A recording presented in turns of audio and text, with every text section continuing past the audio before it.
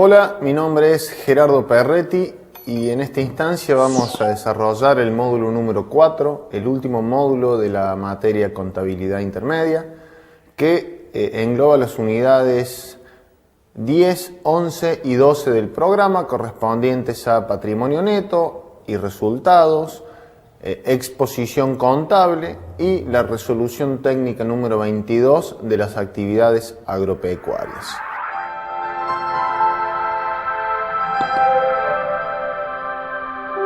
Como pueden ver en pantalla, nos vamos a ubicar en la última parte de la ecuación patrimonial básica, empezando por el patrimonio neto y sus resultados, que hasta el momento lo vimos como la diferencia entre el activo y el pasivo. No obstante, hoy lo que vamos a hacer es desmenuzar el patrimonio neto en sus componentes, o al menos explicar cada uno de ellos a los fines de poder entender luego la situación problemática aplicando estos conceptos básicos. Pueden ver que el patrimonio neto se divide en dos grandes componentes: los aportes de los propietarios y los resultados acumulados. Los aportes de los propietarios, a su vez, tienen como componentes o subcomponentes al capital y a los aportes no capitalizados. El capital vendría a ser aquella parte del patrimonio que está respaldada efectivamente por acciones emitidas, mientras que los aportes no capitalizados están formados por primas de emisión eventualmente o descuentos de emisión y los aportes irrevocables recibidos de accionistas. Por otra parte, los resultados acumulados se dividen en dos grandes grupos: los resultados no asignados, que son aquellos resultados que no tienen un destino específico, aquellos resultados que no han sido asignados hacia un destino en particular en las decisiones asamblearias. Y por otra parte, las ganancias reservadas, que estas reservas pueden manifestarse básicamente de tres maneras: a través de reservas legales, que son aquellas reservas cuya obligatoriedad de constitución está dispuesta por la Ley de Sociedades Comerciales, y también las reservas estatutarias y o reservas facultativas, cuya constitución, su nombre lo indica, no es obligatoria.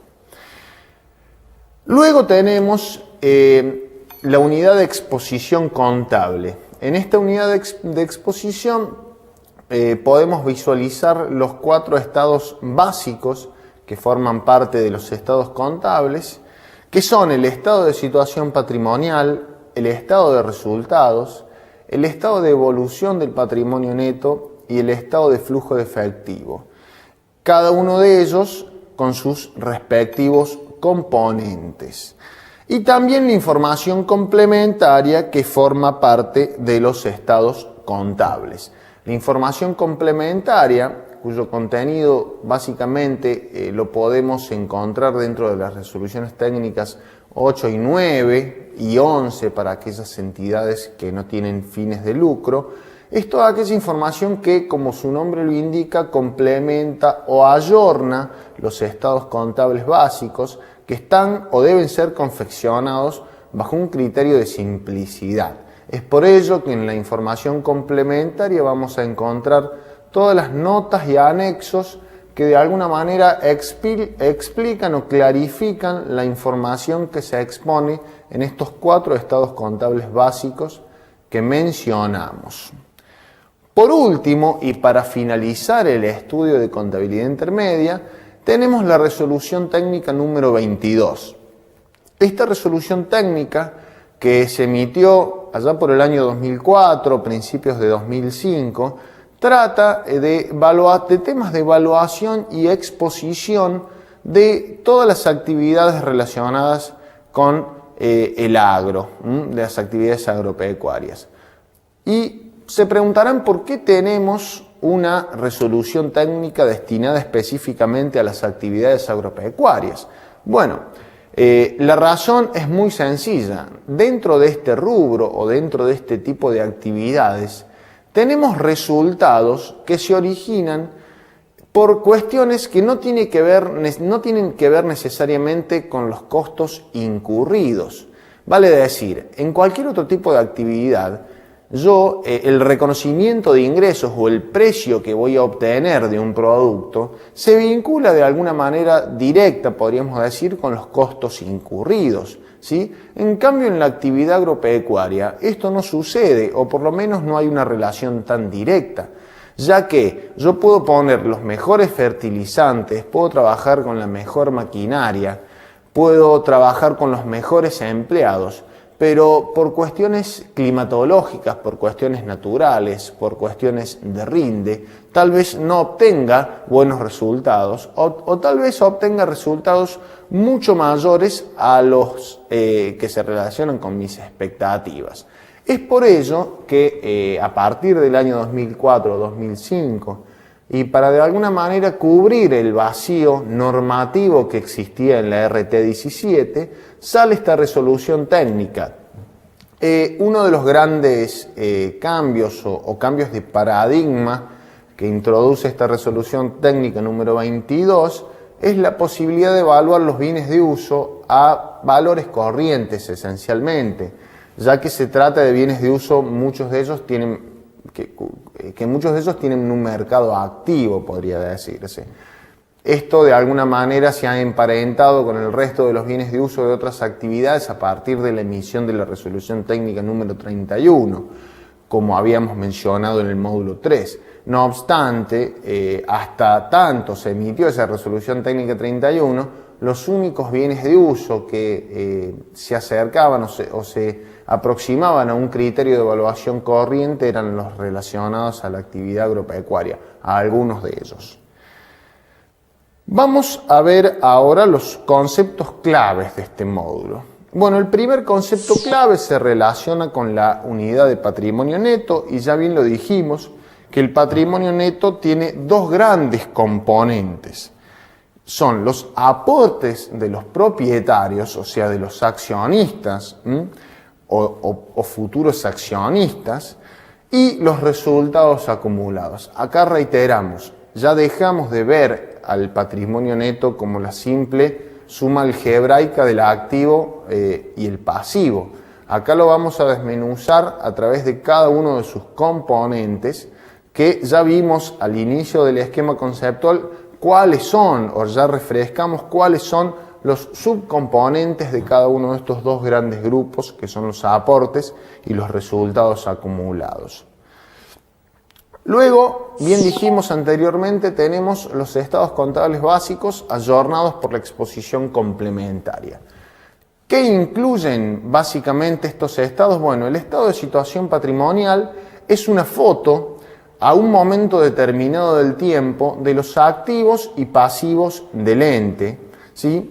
El estado de resultados es una evolución o una película, por llamarlo de alguna manera, de cuáles fueron las operaciones que realizó el ente durante el ejercicio, las cuales en gran parte van a ser una de las principales causas de variación del patrimonio neto.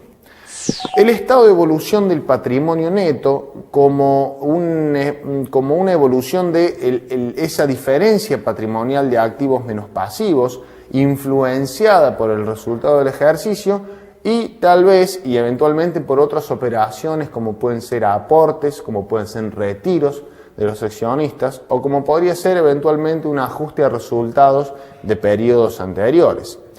Y el estado de flujo de efectivo, por último, que es un estado estrictamente financiero, es un estado que se aparta del criterio de lo devengado y que nos viene a mostrar cuáles fueron las causas que generaron ingresos y salidas de fondos para el ente, dividida en actividades operativas, actividades de inversión y actividades financieras. Bien dijimos, todo esto ayornado por la información complementaria.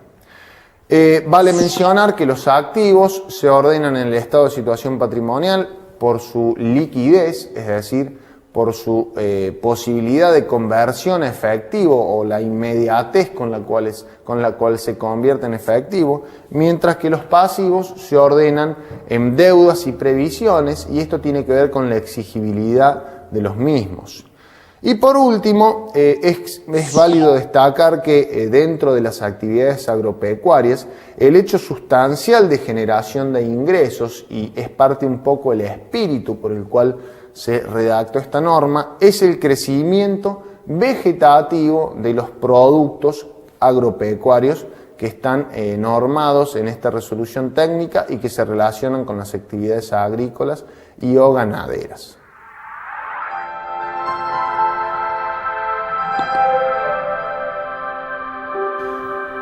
A continuación vamos a ver una situación problemática de una empresa en la cual vamos a analizar un estado de situación patrimonial al inicio y cómo el mismo se va a ver afectado por distintas operaciones que afectan tanto su patrimonio neto en sentido estricto, ya que son operaciones que se relacionan a constituciones de reservas, a aportes de los socios, a capitalizaciones de aportes, y también cómo se va a ver afectado por otras operaciones comerciales que realiza la empresa en un ejercicio económico y a través de las cuales vamos a poder evolucionar el patrimonio neto desde el inicio hasta el cierre, refrescar conceptos relacionados al patrimonio neto y ver cómo impacta a nivel de exposición este tipo de operaciones.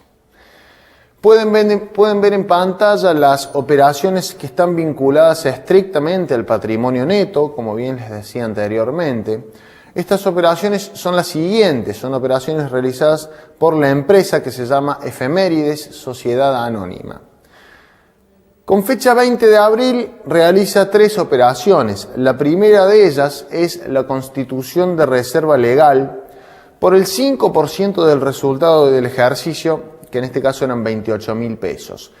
¿Por qué el 5%? Bien, porque es el importe o el porcentaje mandatorio que nos indica la Ley de Sociedades Comerciales.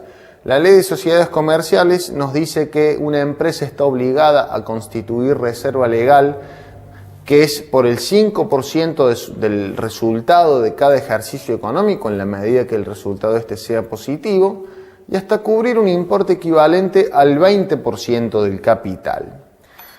La segunda operación, realizada el 20 de abril, es una distribución de dividendos en efectivo por 10.000 pesos.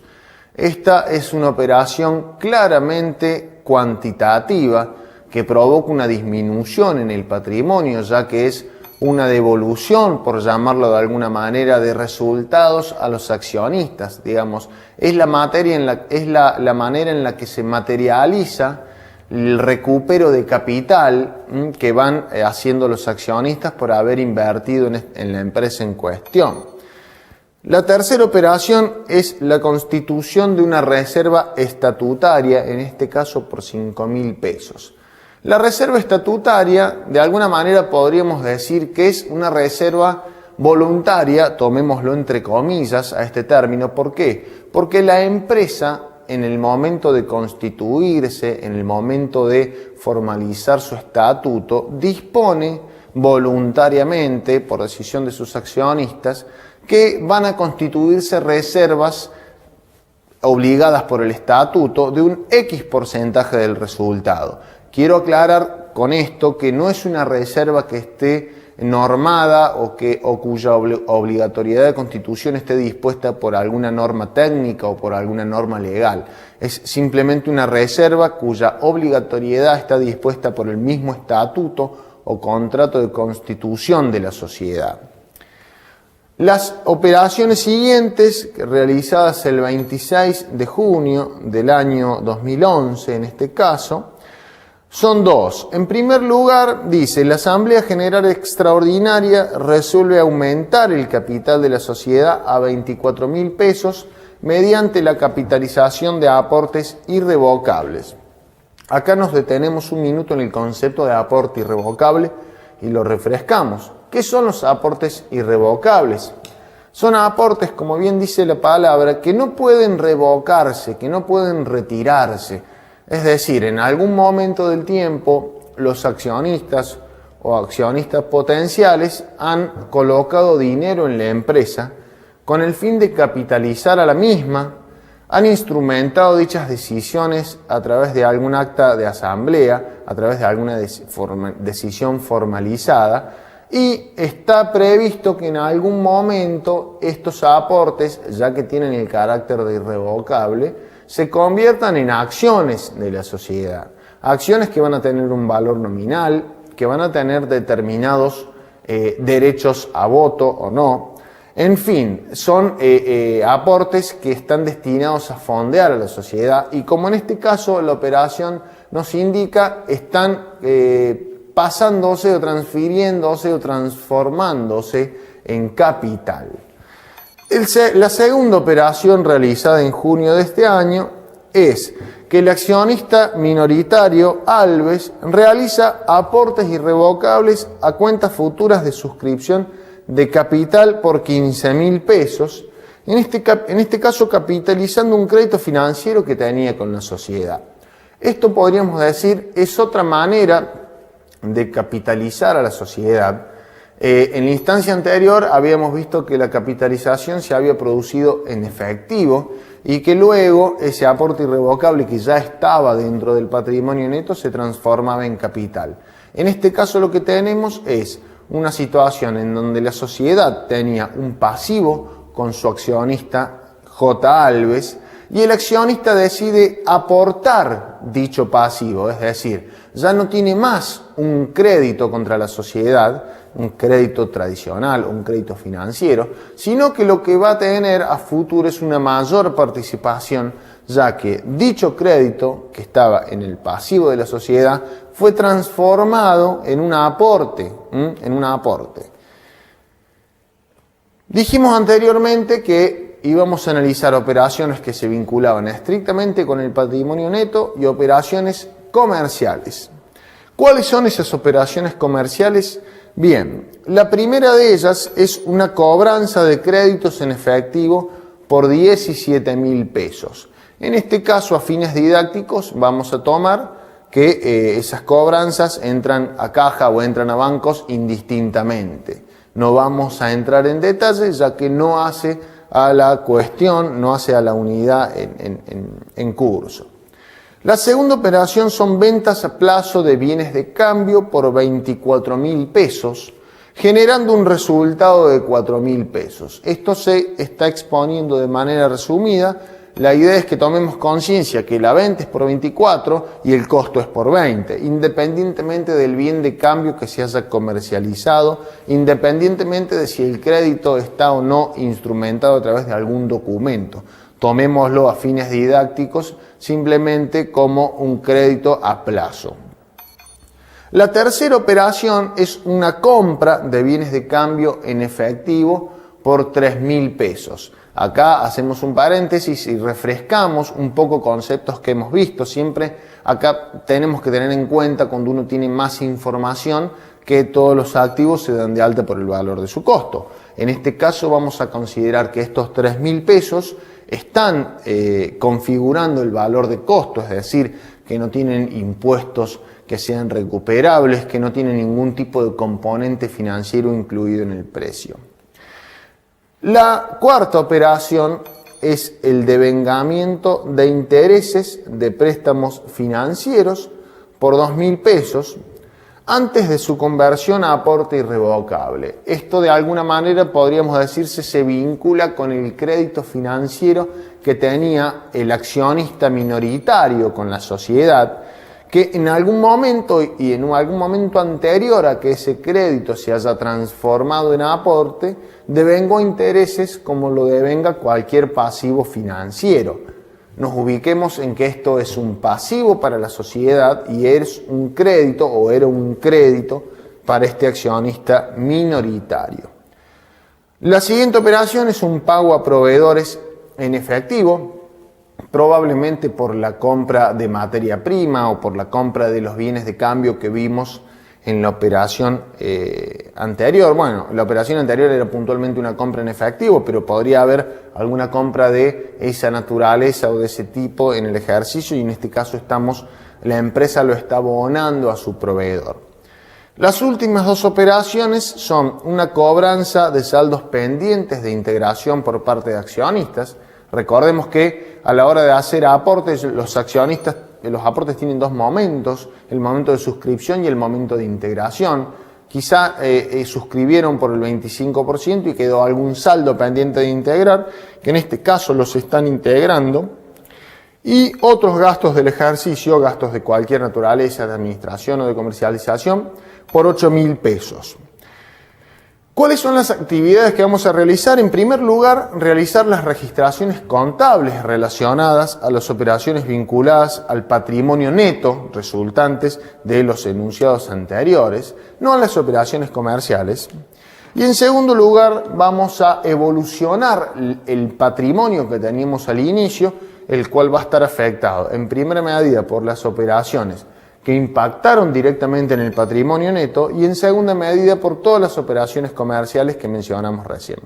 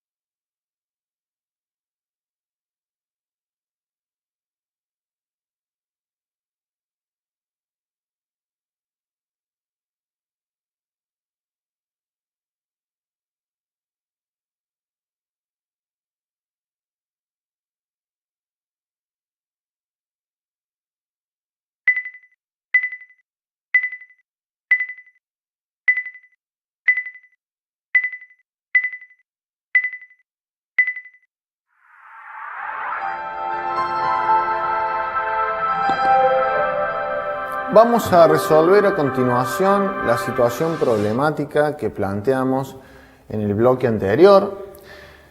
La actividad 1 de la situación problemática nos solicitaba que demos impacto a través de asientos contables a las operaciones que afectaban estrictamente y de manera directa al patrimonio neto. Vamos a ver en pantalla cuáles eran estas operaciones. La primera de ellas habíamos visto que era la constitución de la reserva legal.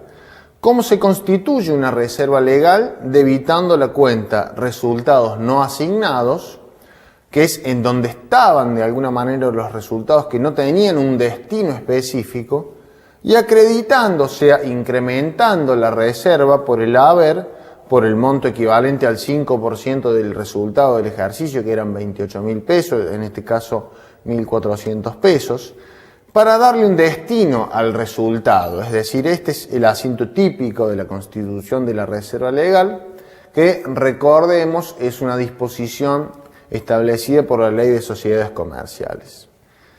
El segundo asiento o la segunda operación se relaciona a la aprobación de los dividendos que se distribuyen a los socios.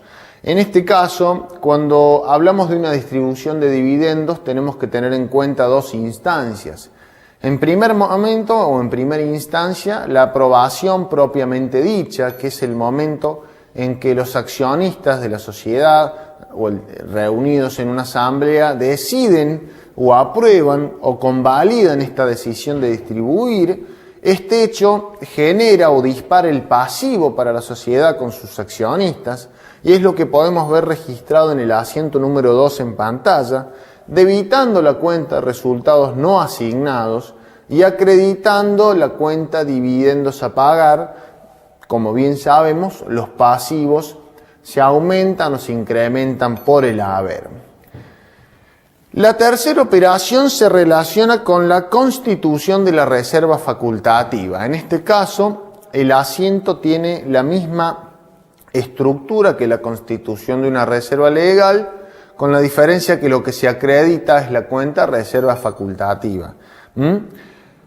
Por último, la cuarta operación de la pantalla es la distribución efectiva de los dividendos. Bien dijimos, la primera instancia es la aprobación en sí, que genera el pasivo para el ente, y la segunda instancia, que puede ser inmediata o puede ser a los días, todo dependerá de la disponibilidad de fondos que tenga la sociedad, va a ser la cancelación de ese pasivo con los accionistas, que puede ser con algún cheque, que puede ser con alguna transferencia bancaria. En este caso, a fines didácticos, estamos considerando que sale de caja, y así lo vamos a ver cuando evolucionemos el patrimonio neto en breves instantes.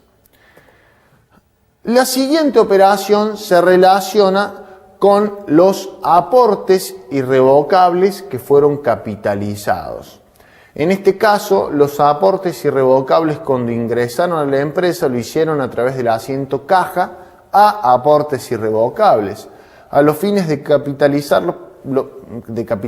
los mismos, hay que darle salida por el lado opuesto a los aportes irrevocables, es decir, por el debe, acreditando o indicando al haber la cuenta capital social por dicho importe. En este caso incrementa el capital social de la sociedad y disminuyen los aportes irrevocables.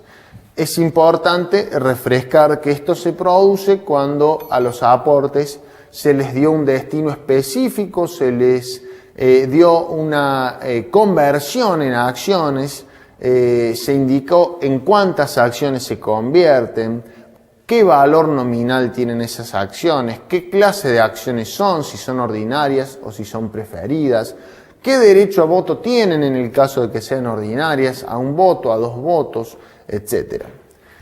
Por último, la operación final relacionada al patrimonio neto que vimos se relacionaba con la capitalización del crédito financiero del accionista, o visto desde la vereda de enfrente, del pasivo que tenía la sociedad con su accionista.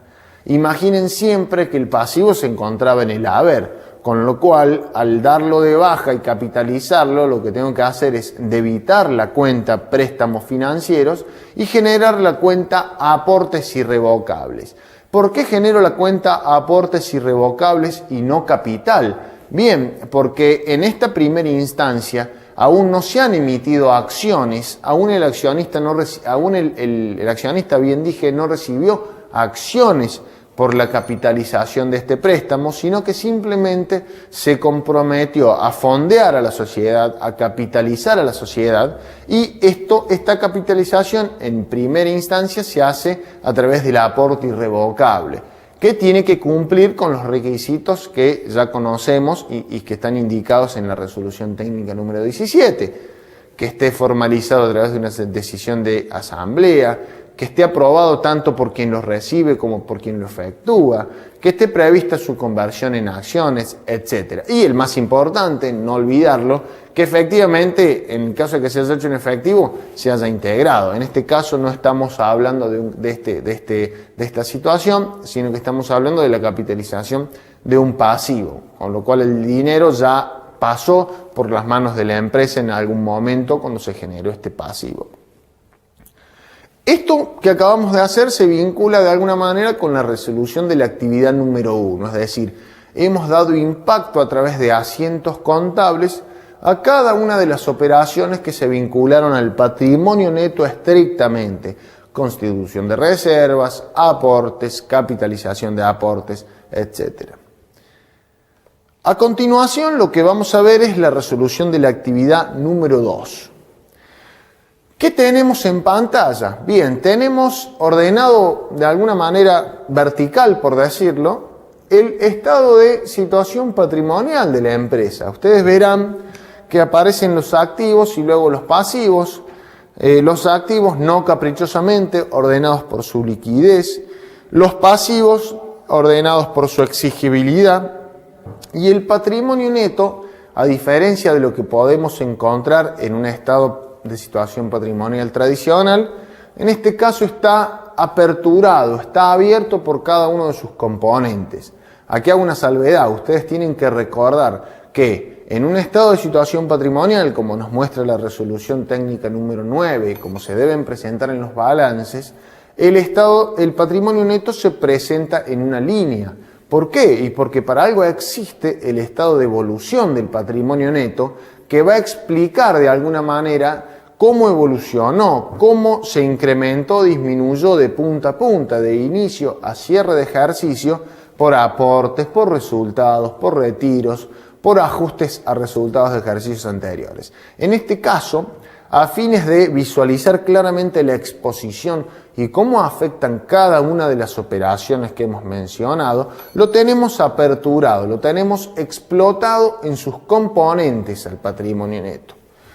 En esta primera instancia vamos a ver o refrescar, ya lo vimos recién, cómo afectaron en este esquema las operaciones relacionadas al patrimonio neto. Vemos la constitución de reserva legal, que es un movimiento del tipo cualitativo dentro del patrimonio, es decir, disminuye resultados no asignados para incrementar el monto de la reserva. Vemos la aprobación de la distribución de dividendos, que es un movimiento del tipo cuantitativo. ¿Por qué? Porque yo estoy devolviéndole, entre comillas, a los socios parte de su inversión.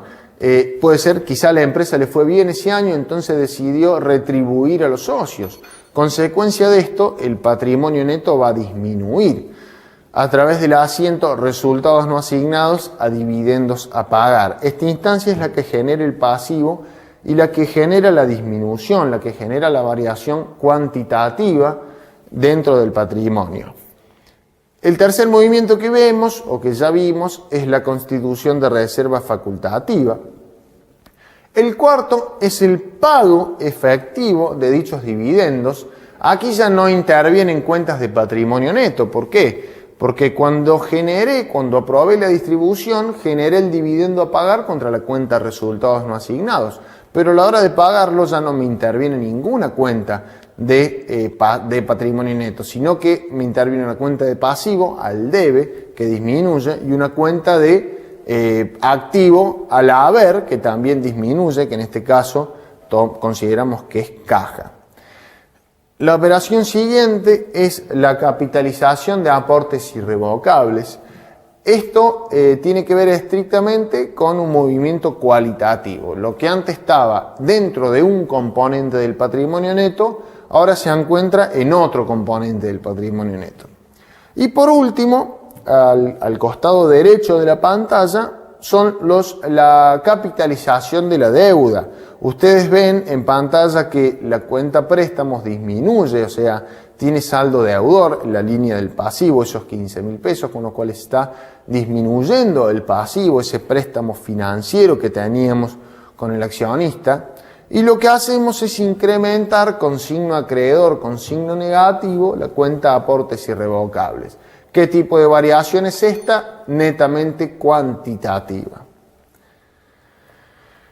A continuación vamos a ver cómo afectaron las operaciones comerciales, que son las operaciones que vimos en la segunda instancia de la presentación.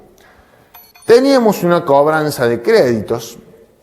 Claramente esta cobranza de créditos incrementa el saldo de las disponibilidades y disminuye el saldo de las cuentas a cobrar, ¿sí?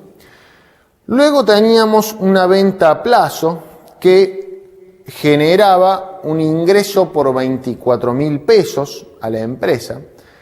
Todos los ingresos o todos los movimientos que se relacionan con el resultado, ustedes verán en pantalla que impactan contra la cuenta resultados no asignados. ¿Por qué es esto? Bueno, porque el resultado del ejercicio, a la larga, o bien cuando cierre el ejercicio, va a quedar incluido, va a quedar contenido a través del asiento de fundición del resultado dentro de los resultados no asignados.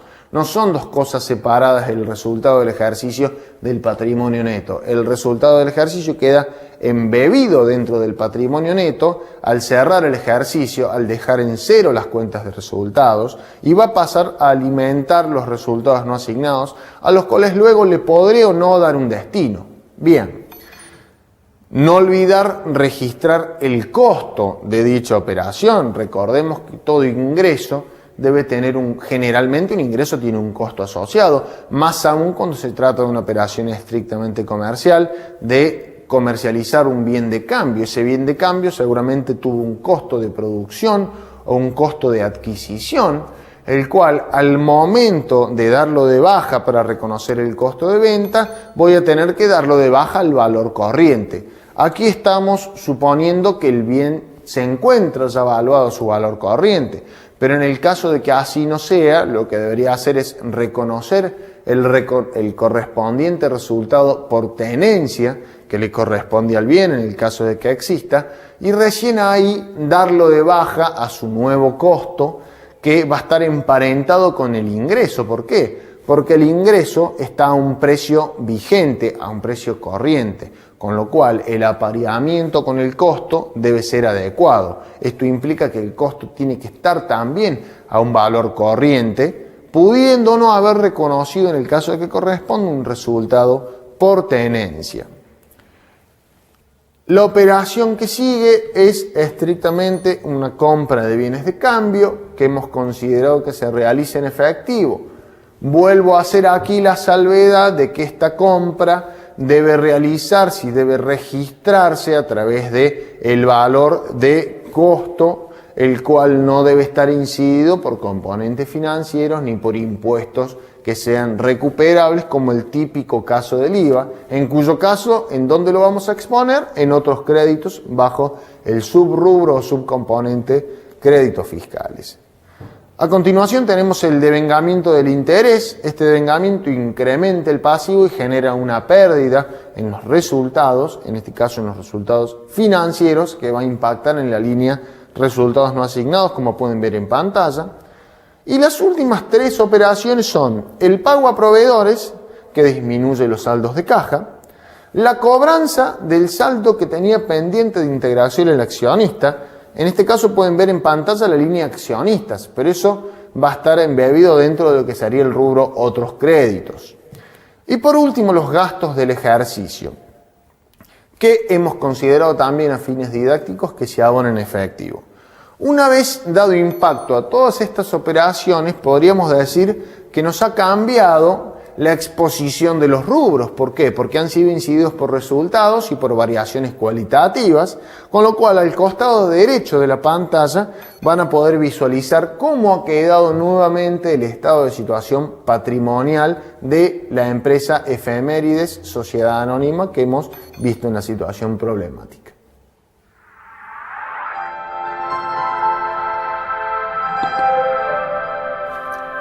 En este bloque vamos a ejercitar o desarrollar 3 preguntas conceptuales que se relacionan al caso que vimos en la situación problemática, que se relacionan con los conceptos que venimos delineando, que tienen que ver con el patrimonio neto del ente, con cuestiones que hacen exposición, y bueno, y por qué no volver a recordar que este módulo también incluye la resolución técnica 22. Que trata de actividades agropecuarias. La primera pregunta que aparece en pantalla dice: la constitución de reserva legal efectuada por Efemérides Sociedad Anónima se hace en cumplimiento de... Y nos da 5 alternativas. Vamos a ver qué dicen cada una de esas alternativas. La alternativa A nos dice que esta reserva se constituye en cumplimiento de normas de la Comisión Nacional de Valores, por sus siglas CNV. ¿Qué es la Comisión Nacional de Valores? Es un organismo de contralor de algunas sociedades que están bajo su régimen porque cotizan ya sea acciones o porque cotizan o porque han emitido deuda en algún mercado y están reguladas bajo esta órbita o bajo la órbita de dicho organismo. No afecta a todas las empresas, esto es importante destacarlo. La segunda opción dice que es obligatoria por normas contables profesionales vigentes. ¿Cuáles son las normas contables profesionales vigentes? Las resoluciones técnicas de la FACSE. La alternativa C dice por disposiciones del estatuto de la sociedad. La alternativa D dice por disposiciones de la ley de sociedades comerciales. Y la alternativa E dice por ninguna de las anteriores, ya que su constitución no es obligatoria. Es fácil dilucidar, en virtud de lo que hemos desarrollado a lo largo del módulo, cuál es la respuesta. A ver, vamos descartando. No es una reserva obligatoria por la Comisión Nacional de Valores. Ya dijimos recién que la Comisión Nacional de Valores es un organismo de contralor que no afecta a todas las empresas, que afecta solamente a empresas cotizantes, por ejemplo, o que tienen alguna emisión de deuda en algún mercado, o sea, empresas abiertas. La alternativa B tampoco es correcta. En ninguna parte de nuestras normas, ni de evaluación ni de exposición, se enuncia que las empresas tienen que disponer de una reserva.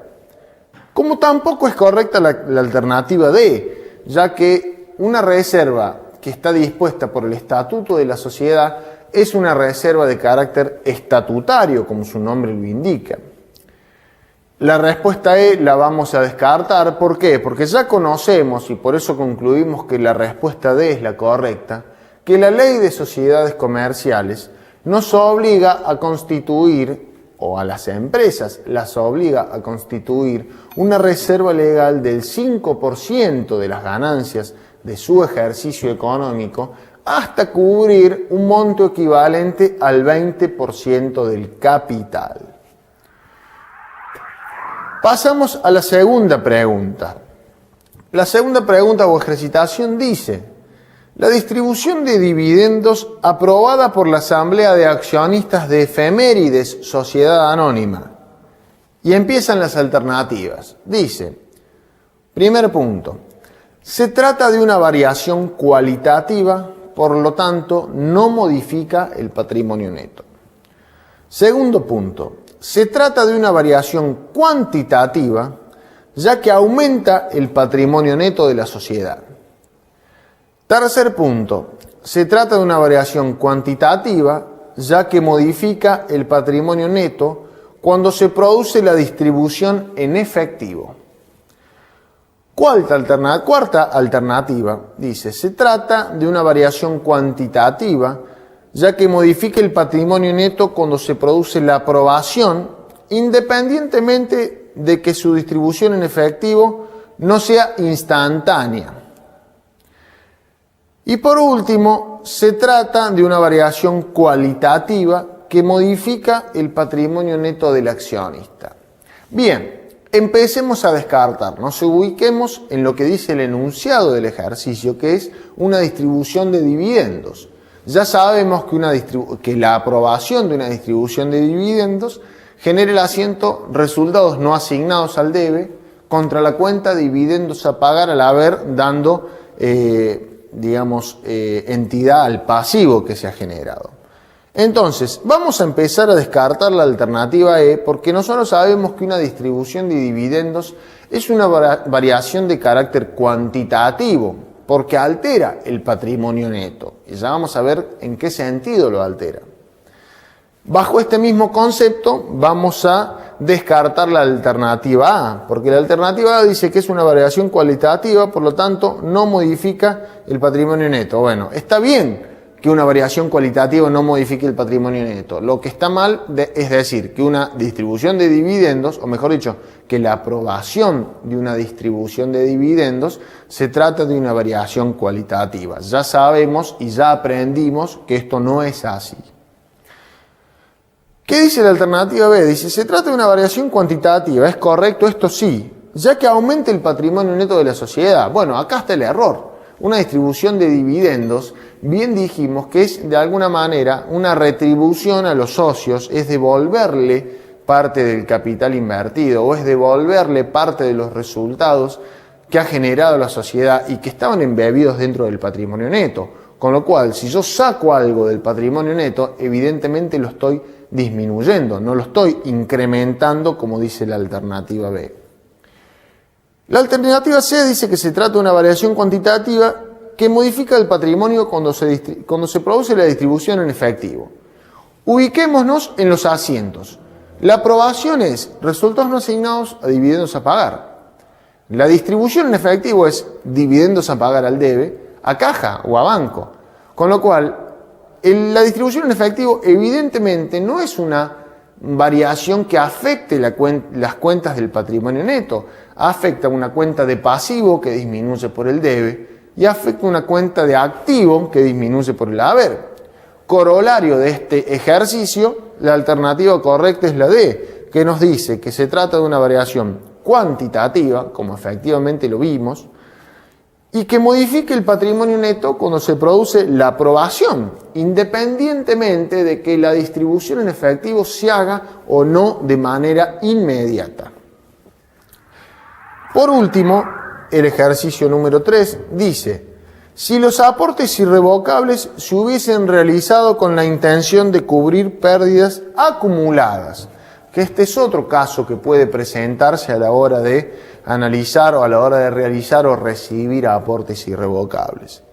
Dice, si se hubiesen realizado con esa intención, o sea, de cubrir pérdidas acumuladas o resultados acumulados pérdida, los mismos deberían exponerse, neteando los resultados no asignados, directamente dentro del capital, en un rubro aparte, en el estado de resultados, en un rubro separado, en el estado de resultados bajo la línea resultados extraordinarios y neto del efecto del impuesto a la ganancia correspondiente.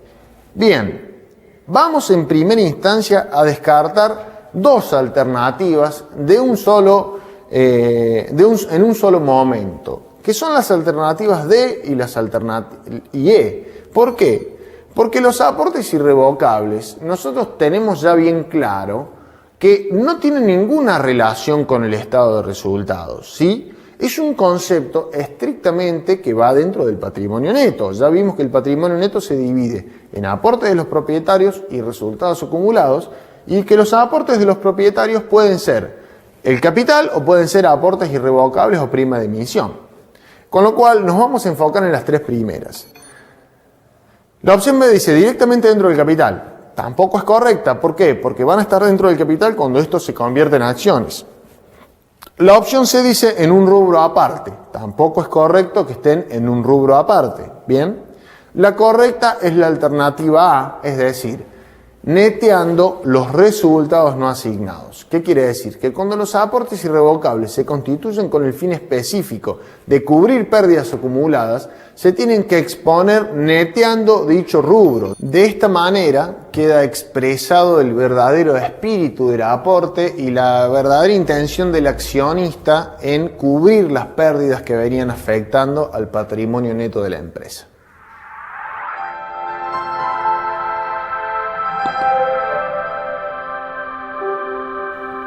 Para finalizar este módulo 4 de contabilidad intermedia, vamos a recapitular o repasar. Vamos de vuelta.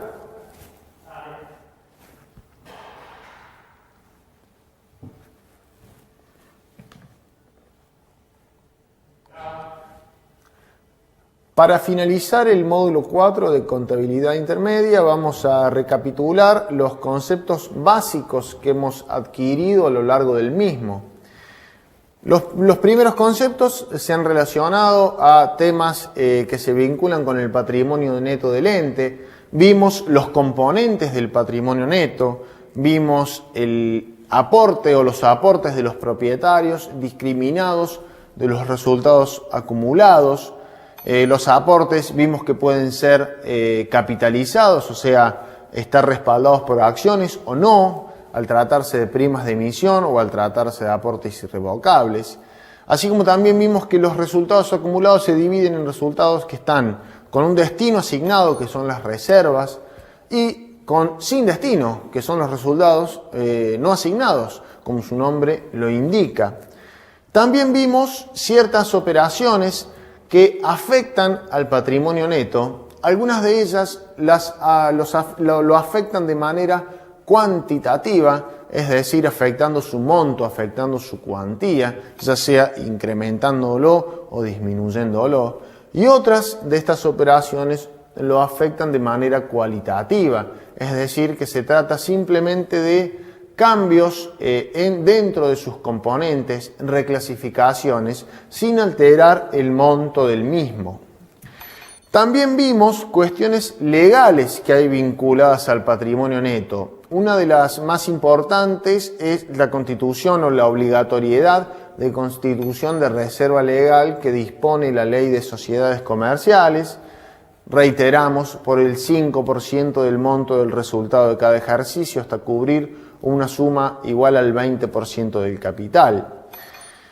Hay otras cuestiones legales también, como son las que implican causal de disolución de patrimonio o causal de disolución de la sociedad o causal de reducción de patrimonio, que tiene que ver con la cuantía de las pérdidas cuando van insumiendo cierta proporción del patrimonio neto del ente, o directamente cuando una sociedad se encuentra con patrimonio neto negativo y se encuentra necesitada de que los accionistas hagan un nuevo aporte, un nuevo fondeo a la sociedad, o bien se encontraría en causal de disolución, como lo indica la Ley de Sociedades Comerciales.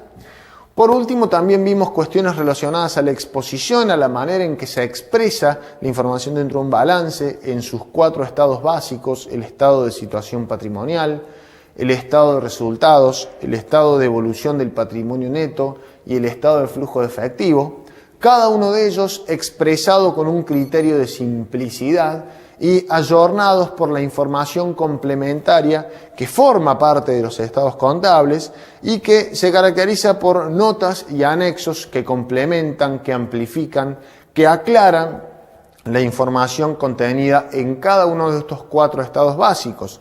Vale mencionar también que dentro de la información complementaria podríamos tener estados contables consolidados, cuando se trata de empresas que están formando parte de un grupo económico, cuando se trata de una sociedad holding o casa matriz que tiene varias empresas o participaciones en varias empresas y que algunas de ellas las consolida en los términos de la RT21.